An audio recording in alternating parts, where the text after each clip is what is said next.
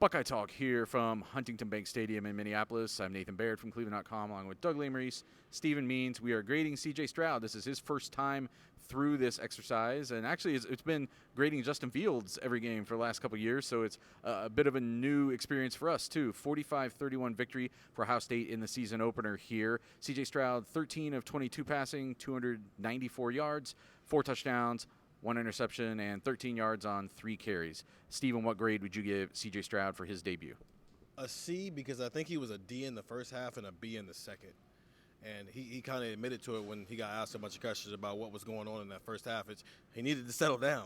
He was a little nervous, a little anxious. The guy hadn't thrown a pass in 2 years. He hadn't been hit in 2 years, which he kind of joked at when he got asked a question about falling on his shoulder a little bit. So he just needed to he needed to calm down. We got to remember, he didn't get like a so-called preseason game against maybe a MAC opponent or some group of 5 team. He got thrown right into the monster of the Big Ten West on the road on a Thursday night game. And so he just needed to get into the halftime, have his teammates basically tell him, hey, guy, calm down, you're fine, we still believe in you.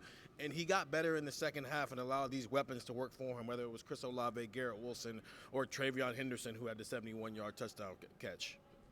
I'm actually going to say a B, and I think you're right. I think it was a weak C at best in the first half, maybe even a D, and I thought it was an A in the second half. I thought we saw more of everything that they had told us cj-stroud was going to be in the second half. The way he was then, his vision, the decisions he made were just better in the second half than they were in the first half. In the first half, he said in the postgame, my mind wasn't right. You could tell that at times he was kind of flustered, maybe even shell-shocked after he threw that interception, just out of sorts, and he seemed more locked in the second half. I thought he was, taking the vertical shots that he wasn't sometimes taking in the first half. And it's Garrett Wilson, it's Chris Olave. Those guys are going to get open, but he was hitting them. I thought things set up for him a lot better in the second half, and he just kind of came into his own in the second half. And the way Ryan Day called some stuff in the second half, I thought helped set him up there too. Doug, what is your grade for cj-stroud?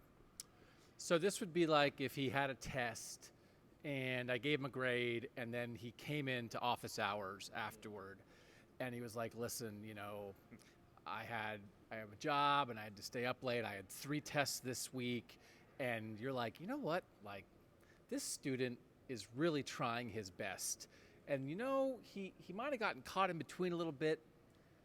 I'm going to give you a chance to do some extra credit and raise your grade. And cj-stroud raised my grade in the post-game news conference. It was like 9 minutes.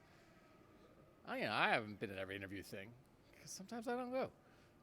I feel like I know him now. Like, I liked him so much in the post-game news conference because he was so matter-of-fact about, like, yeah, I wasn't very good in the first half. And it all made sense. And like Steven said, he didn't smile the whole time. And at the end, when he answered about getting hit, he was like, yeah, man, I haven't played football in 2 years. And it was like, yeah, you haven't played football in 2 years, and you were supposed to come out in prime time for a national title contender and be perfect, and you weren't. So I think maybe if he was like maybe a C+ on the field in some ways, I raised his grade to a B+. Extra credit for cj-stroud for like taking it all in, and I think he is going to be much better. And for a lot of fans were rankled at halftime. I'm just telling you, if you were in the room with cj-stroud afterward, you would feel pretty good about what happened here tonight. Can I say one thing? I think one thing we did a lot with Justin, especially in 2019, is we started grading him on a curve so that we weren't grading him against himself. Because he was so awesome at times that when he had bad moments, it's like, yeah, but we're going to give him a B+ anyway, because typically Justin's an A+. I'm not going to do that, which is probably why I'm the lowest grade of all of you guys. I'm going to start him low because I want to give him room to improve his grade. For you, it's him getting extra credit. For me, this is just his first test.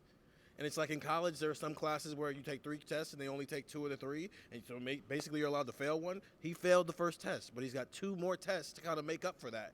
And from what we saw in the second half, I have a lot of confidence that he'll be able to do that. Well, to your point, Doug, he's so inexperienced and is so new to this that I think tonight was only the 3rd time we've ever talked to him as an Ohio State player, right? Once in the spring when he first got here. Not at all this past spring. They kept him away from us this past spring. We talked to him once in preseason camp. We did not talk to him in the week leading up to the first game, which is kind of customary. Usually you get the starting quarterback the week going into a game, and I assume we'll get him from here on in. But just another example of just how little he has experienced as far as being a college quarterback. So C, B+, B+ for cj-stroud in his Ohio State starting debut.